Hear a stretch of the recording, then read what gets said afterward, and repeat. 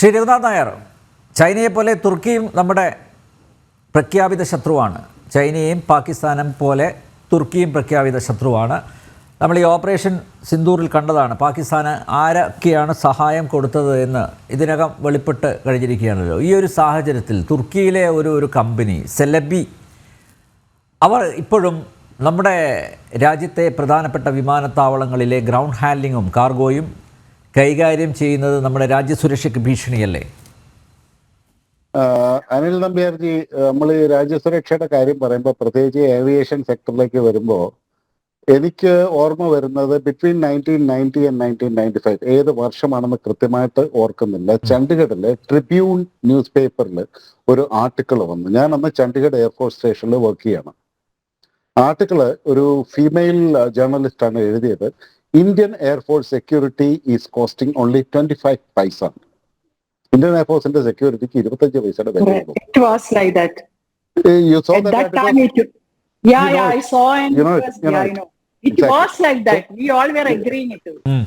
എങ്ങനെയാ സംഭവിച്ചതെന്ന് പറഞ്ഞു കഴിഞ്ഞാല്, ഇതിന് വൾണറബിലിറ്റി ഓരോ സ്റ്റേജിലും നമ്മൾ കാണണം. അതുകൊണ്ടാണ് ഞാൻ ഈ ഒരു ഇൻസിഡന്റും കൂടി ഇതിവിടെ കണക്ട് ചെയ്തത്. അവിടെ ഈ റൺവേയിൽ കണ്ടമാനം പുല്ല് വന്നു കഴിഞ്ഞാൽ എയർക്രാഫ്റ്റ് ഒക്കെ ലാൻഡ് ചെയ്യുന്ന സമയത്ത് അതിനകത്ത് ഈ ജീവികളും എല്ലാം വന്നിട്ട് എയർക്രാഫ്റ്റിന് ഡാമേജ് ഉണ്ടാകുന്ന ഒരുപാട് ഇൻസിഡൻസ് ഉണ്ട്. നമ്മൾ ഈ ബ്ലൂ ബുള്ളിനെ കൊല്ലാനും പട്ടിയെ വെടി വെച്ച് കൊല്ലാനും ഒക്കെ റൺവേയിൽ വരുന്നതിനൊക്കെ അതിനുള്ള സംവിധാനങ്ങളുണ്ട്. അപ്പൊ ഈ പുല്ല് വെട്ടിക്കളയുക എന്നുള്ളത് ഒരു ഹെർക്കൂലിയൻ ടാസ്ക് ആണ്. കാരണം ഒരു 2 മഴ പെയ്ത് കഴിയുമ്പോഴേക്കും പിന്നെയും പുല്ല് വളരും. അപ്പൊ സിവിലിൽ നിന്ന് നമുക്ക് വെളിയിൽ നിന്ന് കോൺട്രാക്ടേഴ്സിനെ ഈ ജോലി ഏൽപ്പിക്കും. നമ്മുടെ ഇവിടെ ഈ ബംഗാളികളെയൊക്കെ കൊണ്ടുവന്ന കോൺട്രാക്ടേഴ്സ് ഉണ്ടല്ലോ, അതുപോലെ തന്നെ അവിടെ കോൺട്രാക്ടേഴ്സ് ഉണ്ട്. ഇവർ വന്നിട്ട് ഒരുപാട് പേര്, അപ്പൊ ഇതിനകത്ത് വിമൻ ലേബറേഴ്സ് ആണ് കൂടുതൽ ഈ പുല്ല് വെട്ടുന്ന പണിയായതുകൊണ്ട്. എന്നിട്ട് അവർ പുല്ല് വെട്ടി കൊണ്ടുപോയി വെളിയിൽ കൊണ്ടുപോയി അവിടെയുള്ള ഇഷ്ടംപോലെ പശുവിനെ വളർത്തുന്നവരൊക്കെ ഉണ്ട്, വിറ്റ് കാശാക്കുക, അത് വേറെ കാര്യം. അപ്പൊ ഈ വരുന്ന ഓരോ ലേബറിനും പാസ് എടുക്കണം അകത്തേക്ക് കയറാനായിട്ട്. റൺവേയിലേക്കൊക്കെ റൺവേ എന്ന് പറഞ്ഞു കഴിഞ്ഞാൽ അവിടെ ചണ്ഡീഗഡിലെ സിവിൽ എയർപോർട്ട്, എയർഫോഴ്സ് എയർപോർട്ട് ഒന്നാണ്. ഇന്ത്യൻ എയർഫോഴ്സിന്റെ അന്ന് 3 ഫൈറ്റർ സ്ക്വാഡ്രൻസ്, 2 വലിയ transport squadrons, fighter helicopter, transport helicopter, ഇതെല്ലാം ഉള്ള ഒരു വലിയൊരു സ്റ്റേഷനാണ്. ഹ്യൂജ് എന്ന് പറഞ്ഞാൽ സെക്യൂരിറ്റി അതിന്റെ അൾട്ടിമേറ്റിൽ നിൽക്കുന്ന ഒരു സ്റ്റേഷനാണ്. ഓരോ ലേബറിനും പാസ് കൊടുക്കണമെങ്കിൽ, ഈ ടോക്കൺ കൊടുക്കണമെങ്കിൽ 25 പൈസ അവിടെ കൊടുക്കണം. അപ്പൊ ഈ സ്ത്രീ ജേർണലിസ്റ്റ് എന്ത് ചെയ്തു എന്ന് പറഞ്ഞാൽ, ഒരു ലേബററിന്റെ പോലെ മുഷിഞ്ഞ വസ്ത്രത്തില് 25 പൈസ കൊടുത്ത് ഈ കോൺട്രാക്ടറെ സ്വാധീനിച്ച് ഞാനും പണിക്ക് വന്നോട്ടെ എന്ന് ചോദിച്ചാൽ അയാൾ വെറുതെ വന്നോളാൻ പറഞ്ഞു. നിങ്ങളുടെ വന്നു കൂലി കൊടുക്കും കേട്ടോ. അവരകത്ത് കയറി 25 പൈസ കൊടുത്തപ്പോൾ അവർ ഉച്ചയ്ക്ക് കഴിക്കാനുള്ള ഭക്ഷണമൊക്കെ ടിഫിൻ കാരറ്റിലൊക്കെ ആക്കിയിട്ട് അവരുടെ ഭാണ്ഡമൊക്കെ കാണും. ഇവർ ജേർണലിസ്റ്റ് അല്ലേ, ഇവർ നല്ല ഒന്നാന്തരം SLR ക്യാമറയൊക്കെ ഭാണ്ഡത്തിലിട്ട് അകത്ത് കയറി. അപ്പം അന്ന് പിന്നെ മോഹൻ സാറിനും പിന്നെ മാഡത്തിനും ഒക്കെ അറിയാമായിരിക്കും, നമ്മുടെ ഇന്ത്യൻ ആകാശാതിർത്തിയിൽ കയറി കഴിഞ്ഞാൽ സിവിൽ ഫ്ലൈറ്റിൽ ഡോണ്ട് യൂസ് യുവർ ക്യാമറ എന്ന് വളരെ സ്ട്രിക്റ്റ് ആയിട്ട് അനൗൺസ് ചെയ്യുമായിരുന്നു. ഇപ്പൊ സാറ്റലൈറ്റ് ഇതെല്ലാം വന്നു കഴിഞ്ഞപ്പോഴാണ്, കാരണം വളരെ സ്ട്രിക്റ്റ് ആയിരുന്നു. അപ്പൊ അതുപോലെ പിന്നെ വിമാനത്തിനകത്തിരുന്ന്, പറക്കുന്ന വിമാനത്തിനകത്തിരുന്ന് പോലും ഫോട്ടോ എടുക്കാൻ പെർമിഷൻ ഇല്ലാത്ത കാലഘട്ടമാണ് ഞാൻ ഈ പറയുന്നത്. ഇവരെ ഉള്ള ഫോട്ടോസ് എല്ലാം എടുത്തിട്ട് അവർ റൺവേയിലാണെന്നുള്ളത് പ്രൂവ് ചെയ്യാനുള്ള അത്ര ഹാംഫുൾ അല്ലാത്ത ഒരു ഫോട്ടോ വെച്ചിട്ട് പിറ്റേ ദിവസം ട്രിബ്യൂണിൽ, ചണ്ഡീഗഡിൽ നിന്ന് പബ്ലിഷ് ചെയ്യുന്ന ട്രിബ്യൂണിൽ വന്നു, ഇന്ത്യൻ എയർഫോഴ്സ് സെക്യൂരിറ്റീസ് കോസ്റ്റിംഗിൽ 25 പൈസ എന്ന്. ബാക്കിയുള്ള ഫോട്ടോ എല്ലാം ഡെവലപ്പ് ചെയ്ത് അവർ ഇന്ത്യൻ എയർഫോഴ്സിന്റെ സ്റ്റേഷൻ കമാൻഡർക്ക് അയച്ചു കൊടുത്തു. This is what I did, now you better correct your security എന്ന് പറഞ്ഞിട്ട്.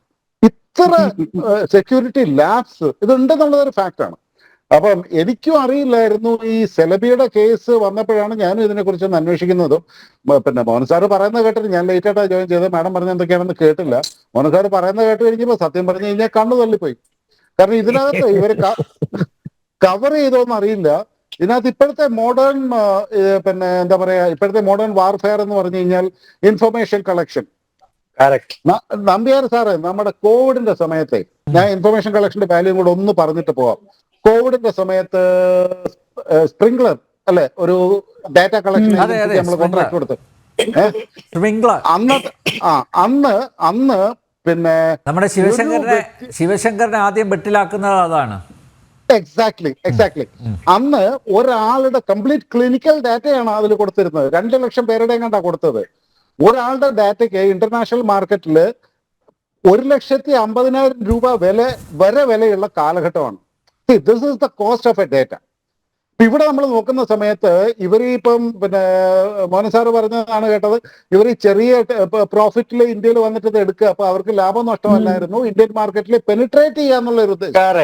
അപ്പം ആ പെനിട്രേഷൻ എന്തിനു വേണ്ടിയിട്ടാണ്? Why they want to penetrate into Indian market, Indian cargo market.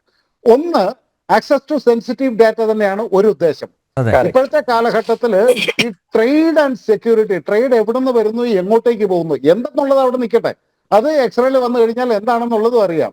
അപ്പൊ ഈ കംപ്ലീറ്റ് ട്രേഡ് ഡേറ്റയും സെക്യൂരിറ്റി ഡാറ്റയും ഇവന്റെ കയ്യിൽ കിട്ടുകയാണ്.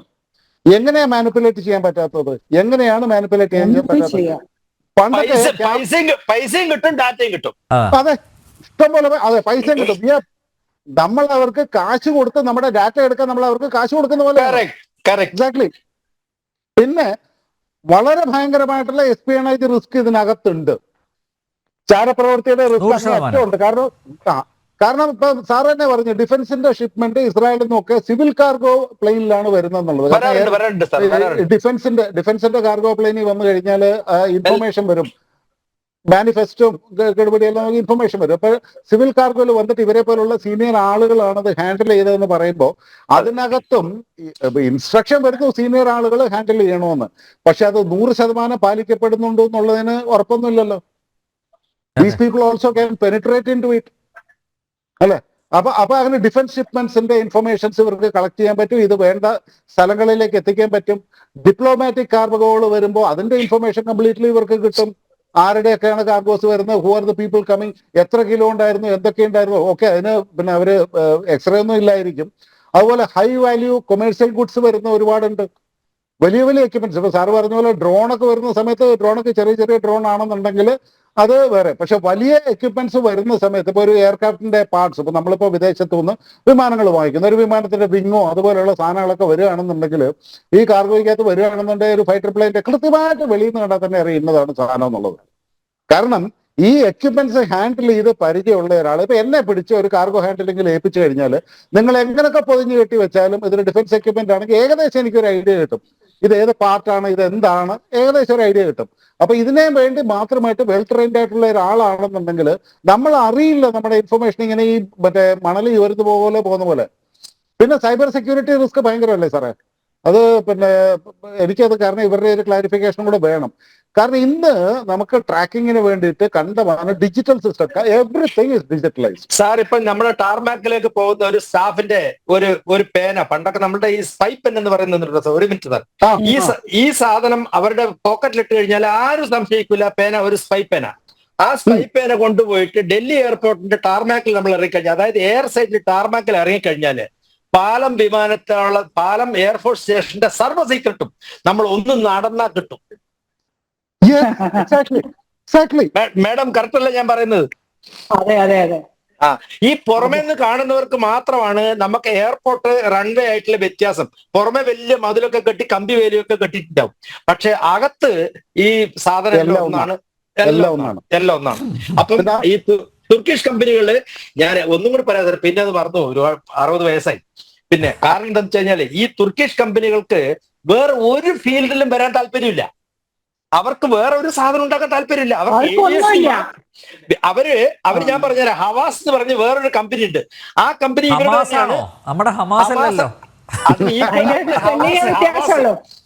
ആ ഒരു വി എന്നുള്ള അതെ. ഈ ഹവാസ് ഇവിടെ വന്ന് എന്താ ചെയ്യുന്നത് വെച്ച് കഴിഞ്ഞാൽ ജോയിന്റ് വെഞ്ചർ ആണ്. അവർ ഇന്ത്യയിലുള്ള ഏതെങ്കിലും ഒരു അണ്ടനെ അഴോടനെയൊക്കെ കൂടെ കൂട്ടിയിരുത്തി ജോയിന്റ് വെഞ്ചർ ആക്കും. ഇതേ സെലിബി തന്നെ ഏകദേശം 5-6 ജോയിന്റ് വെഞ്ചർ ഉണ്ട്. എനിക്കറിയാം, കാരണം കൃത്യമായ ഇൻഫർമേഷൻ ഇല്ല, കാരണം ഞാൻ ഈ ഫീൽഡ് വിട്ട് വെളിയിൽ വന്നിട്ട് 4.5 കൊല്ലേ. പക്ഷെ ഇവർ ഇവിടെ വന്നിട്ട് വേറെ ഒരു ഫീൽഡിൽ ഇവർക്ക് പോകാൻ താല്പര്യമില്ല സാർ. ഏവിയേഷൻ മാത്രമാണ് ഇവരുടെ ലക്ഷ്യം. നഷ്ടത്തിലാണെങ്കിൽ ഏവിയേഷൻ ചെയ്യും. എന്തായാലും കാര്യം. വേറൊരു കാര്യം കൂടെ ഉണ്ട് സാറേ, നമ്മൾ ഈ പറഞ്ഞ ഇൻഫർമേഷൻ ലീക്കിന്റെ റിസ്ക് പോലെ തന്നെ ഇതിനകത്ത് ഭയങ്കരമായിട്ടുള്ള സബോട്ടേജ് റിസ്ക് ഉണ്ട്. സാർ തന്നെ പറഞ്ഞു, ഒരു എയർക്രാഫ്റ്റിനകത്ത് ഈവൻ എയർക്രാഫ്റ്റിന്റെ സൈഡിലുള്ള പാനലുകൾ, അതിനകത്ത് ഫുള്ള് പൈപ്പ് ലൈൻസും ഒക്കെയാണ്. അത് അൺസ്ക്രൂ ചെയ്ത് കഴിഞ്ഞാൽ അതിനകത്ത് എന്തെല്ലാം കയറ്റിക്കൊണ്ടുവരാം, അങ്ങനെയുള്ള പോസിബിലിറ്റി ഉണ്ട്. അല്ലാതെ തന്നെ ഈ കാർഗോ മാത്രം ടാമ്പർ ചെയ്താൽ ഈ പറഞ്ഞ റിസ്ക് ഒന്നും എടുക്കണ്ട സാറേ. കാർഗോ മാത്രം ടാമ്പർ ചെയ്ത് കഴിഞ്ഞാൽ അവർക്ക് എന്തെല്ലാം അതിൽ ചെയ്യാൻ പറ്റും, എന്തെല്ലാം കയറ്റിവിടാൻ പറ്റും. വേറൊരു കാര്യം, പിന്നെ എക്സാക്ട്ലി കറക്റ്റ്, യുറേനിയം ഒക്കെ ഇന്ത്യയിലോട്ട് യുറേനിയം കൊണ്ടുപോകാനും യുറേനിയം കണ്ടുപിടിക്കും, ഇതൊന്നും ആൾക്കാർ കണ്ടുപിടിക്കാൻ പറ്റുന്ന സാധനമല്ല. അതൊക്കെ നമുക്ക് മേഡത്തിനൊക്കെ അറിയാം. ഇതൊക്കെ DG ലൈസൻസ് വേണം, ഇത് ഡേഞ്ചറസ് ഗുഡ്സ് തലകുത്തി വെക്കാൻ പാടില്ല. നമ്മുടെ കേരളത്തിലെ കരിമണലൊക്കെ ഒരുപക്ഷെ ഇതുവഴിയായിരിക്കും പോകുന്നുണ്ടാവുക പുറത്തോട്ട്. അതായത് പിന്നെ എന്തുകൊണ്ടാണ് ഇപ്പൊ ഈ സർക്കാരിനെ ഇഷ്ടമില്ലാത്ത ആൾക്കാർക്ക് ഈ മെയിൻ ഐറ്റംസ് ഈ നഞ്ചത്തിന് നാനാഴി എന്ന് ചോദിക്കും നമ്മളുടെ മലയാളത്തിൽ. അതേപോലെ കാന്താരി, എന്തിനാ കൂടുതൽ, ഒരു കാന്താരി മതി. അതുപോലെ ഈ യുറേനിയം, ഇങ്ങനെയുള്ള ഈ സ്ഫോടനത്തിന് ഉപയോഗിക്കുന്ന സാധനങ്ങൾ നമ്മളുടെ സാധാരണ ഫ്ലൈറ്റിൽ കൊണ്ടുപോകാൻ പറ്റും. പക്ഷെ അതിനൊരു ലിമിറ്റ് ഉണ്ട്, ഇത്ര കൊണ്ടുപോകാം. ക്യാൻസർ പേഷ്യൻസിനൊക്കെ നമ്മൾ പിന്നെ IGCRA എന്നും ബാബ ആറ്റോമിക് റിസർച്ച് എന്നൊക്കെ വരും. അത് ഹാൻഡിൽ ചെയ്യണമെങ്കിൽ ഞങ്ങളെ പോലുള്ള ആൾക്കാരാണ് ഹാൻഡിൽ ചെയ്യുക. ഞങ്ങൾക്ക് അതിന് ഡേഞ്ചറസ് ഗുഡ്സിന് പ്രത്യേക ലൈസൻസ് ഉണ്ട്. അത് 2 വർഷത്തിൽ ഓരോ 2 വർഷത്തിലും പുതുക്കിക്കൊണ്ടേയിരിക്കണം. പക്ഷെ ഇവർക്ക് ഇതൊന്നും ബാധകമല്ല. ഈ യുറേനിയം പണ്ട് കേട്ടിട്ടുണ്ടാവും, മദ്രാസിൽ ഒരു സ്ഥലത്ത് വെച്ചിട്ട് യുറേനിയം ട്രാൻസ്ഫർ ചെയ്ത് കൊണ്ടുപോകുന്ന സ്ഥലത്ത് ഈ പുഴയുടെ സെൻട്രൽ റെയിൽവേ സ്റ്റേഷൻ എടുത്ത് പുഴയിൽ വീണ് സംഭവം ചിലപ്പോൾ നിങ്ങളൊക്കെ പത്രത്തിൽ വായിച്ചിട്ടുണ്ടാവും. അന്ന് മദ്രാസ് മൊത്തം അലർട്ടായിരുന്നു. ഒരു ചെറിയ പീസ് യുറേനിയം പുഴയിൽ വീണു. അപ്പം ഈ യുറേനിയം ഇതൊക്കെ ട്രാൻസ്ഫർ ചെയ്യാൻ ഒരു എക്സ്പെർട്ടിസും ഇല്ലാത്ത ആൾക്കാരെ കൊണ്ട് പിന്നെ ചെറിയ പൈസക്ക് ഡാറ്റയും കിട്ടി, നമ്മളുടെ കള്ളക്കടത്തും നടന്നു, സർവ്വ പരിപാടി ഇതിന്റെ ഉള്ളങ്ങ് നടന്നു. തന്നെയല്ല, ഈ ടാമ്പറിങ്, കാർഗോയായിട്ട് ടാമ്പർ ചെയ്യുന്ന സമയത്ത് ഈ പറഞ്ഞ പോസിബിലിറ്റീസ്, മറ്റുള്ള എക്സ്പ്ലോസീവ്സ്, ഇപ്പൊ പണ്ട് എന്ന് പറഞ്ഞു കഴിഞ്ഞാൽ ഈ RDX ഒക്കെ പിടിക്കപ്പെടുന്നതെന്ന് പറഞ്ഞു കഴിഞ്ഞാല് അതില് പിന്നെ ഈ പറഞ്ഞ പോലെ അതിന്റെ ക്വാണ്ടിറ്റി, ഒരു പെർട്ടിക്കുലർ എമൗണ്ട് ഓഫ് എക്സ്പ്ലോഷൻ വേണമെന്നുണ്ടെങ്കിൽ പെർട്ടിക്കുലർ ക്വാണ്ടിറ്റി വേണം. ഇപ്പൊ RDXനേക്കാളൊക്കെ 10 മടങ്ങ് സ്ഫോടക ശേഷിയുള്ള 1 ഗ്രാം കൊണ്ട് തന്നെ പിന്നെ എത്രയോ വലിയ സ്ഫോടനം നടത്താൻ ശേഷിയുള്ള സാധനങ്ങളൊക്കെ ഇപ്പൊ കണ്ടുപിടിക്കുന്നുണ്ട്. അത് മാത്രമല്ല, എനിക്ക് ഓർമ്മ കിട്ടുമ്പോ പറയാൻ പറ്റാണ്, അവൻ ഡിസ്റ്റർബ് എന്ന് വിചാരിക്കാൻ പാടില്ല. ഞങ്ങൾ ഇവിടെ മദ്രാസിൽ നമ്മുടെ ഇന്ത്യൻ ആർമമെന്റ്സ് ഫാക്ടറി എന്ന് പറഞ്ഞ സാധനമുണ്ട് തിരുച്ചിയിൽ, സാറിന് അറിയാമല്ലോ. അപ്പം ഈ പിന്നെ കൽക്കട്ടയിലുണ്ട്, അവിടെ 2-3 ആർമമെന്റ്സ്, അതെ, ആംസ് ഉണ്ടാക്കുന്ന ഫാക്ടറി ഉണ്ട്. അപ്പം ഈ ആംസ് ഉണ്ടാക്കിയത് നേരത്തെ നമ്മളുടെ എയർ ഇന്ത്യ ഫ്ലൈറ്റിൽ ട്രിച്ചിയിൽ നിന്ന് മദ്രാസിലോട്ടുള്ള ഫ്ലൈറ്റ് ഫുള്ളായിട്ട് ലോഡ് വരും. അപ്പൊ അത് ഞങ്ങൾ വളരെ കെയർഫുൾ ആയിട്ട് ഈ തോക്കുകൾ, പല വിധത്തിലുള്ള തോക്കുകളായിരിക്കും, അത് പാക്ഡ് ആണ് കംപ്ലീറ്റ്. അപ്പൊ ഞങ്ങൾക്ക് നേരത്തെ ഇൻഫർമേഷൻ കിട്ടും ഇത് ഇങ്ങനെയുള്ള സാധനങ്ങളൊക്കെയാണ് വരുന്നതെന്ന്. അപ്പൊ ഉടനെ ഞങ്ങൾ അത് ഒരു മനുഷ്യന്റെ പോലും കണ്ണിൽ പെടാതെ അത് ഞങ്ങൾ വളരെ കൃത്യമായിട്ട് അടുത്ത ഫ്ലൈറ്റിലേക്ക് ഞങ്ങൾ ട്രാൻസ്ഫർ ചെയ്ത് കൊടുക്കും. കാരണം അത് ഇന്ത്യയുടെ രഹസ്യം എന്ന് പറഞ്ഞാൽ നമ്മുടെ ആർമി ഉപയോഗിക്കുന്ന പിന്നെ തോക്ക്, ആംസ് ആൻഡ് അമ്യൂണിഷൻസ് ആണ്. ഇപ്പം ചെയ്യുന്നത് ഈ സെൽവിക്കാരാണ് നമ്മുടെ ആംസ് ആൻഡ് അമ്യൂണിഷൻസ് ഹാൻഡിൽ ചെയ്യുന്നത്. സാറേ, ഞാൻ ഈ നാട്ടിൽ എങ്ങനെ ജീവിക്കും സാറേ? അതിനകത്ത് വേറൊരു പോസിബിലിറ്റി ഉണ്ട്. ഇപ്പൊ തന്നെ ഒരു യുദ്ധസമാനമായ സാഹചര്യം ഇവിടെ ഇതുപോലെയുള്ള ആംസിന്റെ സപ്ലൈ വരുമ്പോ ഇവർക്ക് ഇത് മനഃപൂർവ്വം ഡിലേ ചെയ്തുകൂടെ? ഇവരുടെ ഹാൻഡിൽ ചെയ്യുന്ന മാത്രമല്ല സാറേ, ഡിലേ ചെയ്യണ്ട. ഇപ്പൊ ഈ നാസ് എയർവേസിന് ഇപ്പൊ അപ്രൂവൽ കൊടുത്താരാ? എല്ലാവരും പിന്നാരാ?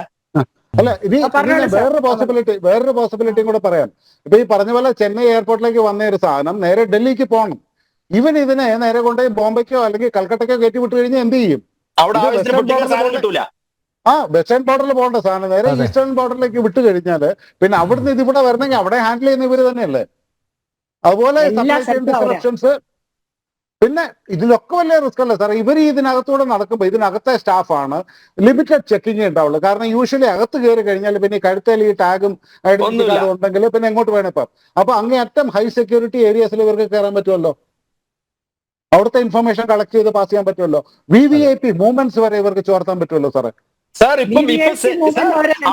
അവിടെയാണ് ഞാൻ പോയിന്റ് കൊണ്ടുവരുന്നത്. ഇപ്പം VVIP ഹാൻഡിൽ ചെയ്യുന്നത് സെൽബിയാണ്, ഇന്ത്യയിലുള്ള ഈ മിക്കവാറും അല്ല. അത് മാത്രമല്ല, VVIP ഹാൻഡ്ലിംഗ് അവരാണ് ഹാൻഡിൽ ചെയ്യുന്നത്. അതുകൂടാതെ എയർപോർട്ട് ലോഞ്ച്, സാർ, എയർപോർട്ട് ലോഞ്ചിലാണ് ഈ ഡാറ്റ കൈമാറുന്നത് എപ്പോഴും. കാരണം അവിടെ ഒക്കെ വലിയ വലിയ ആൾക്കാർ വന്നിരുന്ന് ഒരു പെഗൊക്കെ അടിച്ച് ആ ലോഞ്ചിലിരിക്കും. ആ ലോഞ്ച് കൈകാര്യം ചെയ്യാൻ തുടങ്ങി. ഒരു മിനിറ്റ് ലോഞ്ചിൽ എൻട്രി വേണമെന്നുണ്ടെങ്കിൽ പലർക്കും ഫ്രീ ലോഞ്ച് ആക്സസ് ഉണ്ട്, ക്രെഡിറ്റ് കാർഡ് വഴിയൊക്കെ. അപ്പൊ ഈ കാർഡ് അവിടെ കൊടുക്കണ്ടേ? അതിന്റെ ഡീറ്റെയിൽസ് ഇവർക്ക് കിട്ടത്തില്ലേ? എല്ലാം കിട്ടി സാർ. നമ്മുടെ ഇന്ത്യ മഹാരാജ്യത്തിന് മൊത്തം കുത്തുവാളെടുപ്പിക്കാനുള്ള ഒരു സംവിധാനം ഈ സെലിബിയുടെ കയ്യിലുണ്ട്. ഈ സെലിബി നമ്മളുടെ ഇന്ത്യ മഹാരാജ്യത്ത് ഉണ്ടാവാൻ പാടില്ല. വേറെ ഏതെങ്കിലും ഒരു കമ്പനി, സാർ, ഇന്ത്യയിൽ എയർ ഇന്ത്യയുടെ എയർപോർട്ട് ഹാൻഡ്ലിംഗ് സർവീസസ് ലിമിറ്റഡ് എന്ന് പറഞ്ഞ ഒരു കമ്പനി നഷ്ടത്തിലോടുന്നു. ആ കമ്പനിയെ നഷ്ടത്തിൽ കൊണ്ടിരുത്തി, നഷ്ടത്തിലാക്കി, ശമ്പളം കൊടുക്കാൻ ഗതിയില്ലാതെ ഗവൺമെന്റിന്റെ റവന്യൂ, നമ്മളുടെ ടാക്സിന്റെ പൈസയിൽ നിന്ന് റവന്യൂന്ന് പൈസ എടുത്തിട്ട് അവർക്ക് ശമ്പളം കൊടുക്കുന്നു, സെലിബിക്ക് കൊടുക്കുന്നു. എന്താ ഇവന്റെ കഥ? മോഹൻ സാർ, ഒരു ക്വസ്റ്റ്യൻ എനിക്ക് ഡൗട്ട് ചോദിക്കുകയാണ്. ഈ സെലിബിക്ക് കൊടുക്കുന്നതിന് പകരമായിട്ട് നമ്മുടെ ഇവിടെ ഇത്രയും കേപ്പബിൾ ആയിട്ട് അദാനി ഗ്രൂപ്പ്സ് ഉണ്ട്, റിലയൻസ് ഗ്രൂപ്പ് ഉണ്ട്, ടാറ്റ ഗ്രൂപ്പ് ഉണ്ട്, അല്ലെ? അങ്ങനെ ഒരുപാട് വലിയ വലിയ ഗ്രൂപ്പ്സ് ഇല്ലേ? അപ്പൊ ഇത് എന്തുകൊണ്ട് നേരത്തെ ഇന്ത്യൻ്റെ ഒരു കമ്പനി സാർ ഉണ്ടായിരുന്നു. ഇതൊക്കെ 2010 ആണ് സാർ ഈ സിവിൽ ഏവിയേഷൻ പോളിസി കംപ്ലീറ്റ് മാറിയത്. പഴയ ഗവൺമെന്റിന്റെ കാലത്താണ്. മോദിജി വരുന്നതിന് മുമ്പേ ഇവർ വേണ്ടുന്ന കാര്യങ്ങൾ മൊത്തം പോളിസിയിലേക്ക് മാറ്റിവെച്ചു. ഇപ്പൊ ഞാൻ തുറന്നു പറയാം, ഇൻഡിഗോ ആരുടെയാ? ഇൻഡിഗോ മാഡം പറയും, ആരുടെയാ? ആരുടെ പൈസയാ? ഒരു പഞ്ചാബിലുള്ള ഒരു സാധാരണക്കാരൻ അമേരിക്കയിൽ ഇന്റർ ഗ്ലോബ് ഏവിയേഷൻ എന്ന് പറഞ്ഞ ഒരു കമ്പനി തുടങ്ങി. ആ ഒരു ഇന്റർ ഗ്ലോബ് ഏവിയേഷൻ എന്ന് പറഞ്ഞ ഒരു ഹാൻഡ്ലിംഗ് ഏജൻസി അമേരിക്കയിൽ തുടങ്ങി. നല്ല കേൾക്കണം, അവരും ഇതേപോലെ ഹാൻഡ്ലിംഗ് ഏജൻസി അമേരിക്കയിൽ തുടങ്ങി, ഇന്ത്യയിൽ കമ്പനി ആരംഭിച്ചു. ഇന്ന് നമ്മളുടെ ഇന്ത്യൻ ഏവിയേഷന്റെ 60% of the economy is going to InterGlobe Aviation. അതാരുടെയാ? അതിനെപ്പറ്റി ഒന്ന് അന്വേഷിച്ചോ, അന്നേരം കിട്ടും ആരുടെയാന്ന്. അതിന് തെറ്റില്ല. അവര് ഈ നിയമവിരുദ്ധമായി എന്തെങ്കിലും ചെയ്യുന്നുണ്ടെന്ന് ഞാൻ പറയാൻ പറ്റൂല, കാരണം എനിക്ക് ഒരുപാട് സുഹൃത്തുക്കൾ അതിലുണ്ട്. പക്ഷെ പ്രശ്നം ഈ അതാണ് നമുക്ക് പറ്റാത്ത. അതെ അതെ സാറേ, ഈ അതുപോലെ ഇന്ത്യയെ പറ്റി ഞാൻ വല്ലതും പറഞ്ഞ എനിക്കും അടി കിട്ടും. എന്റെ ഫ്രണ്ട്സ് സാർ നമ്മൾക്കൊക്കെ നാളെ ജീവിക്കണ്ടേ? നമുക്ക് ഈ വീട്ടിൽ തെരുവിൽ കൂടെ നടന്നു പോണ്ടേ? അവര് വണ്ടി ഇടിച്ചു അല്ല, കൊല്ലും. എല്ലാ സത്യങ്ങളും തുറന്നു പറയണ്ട, കുറച്ചെങ്കിലും പറയണം, ആളുകൾ അറിയട്ടെ. അതെ, അവിടെ ഇരുന്നോട്ടെ. അതിനോട് ഞാനിത് ഞാനൊരു കണ്ണൂരുകാരനാണ്, ഞാൻ സത്യം തുറന്നു പറയും, ചാവുന്നവരെ പറയും. Okay okay okay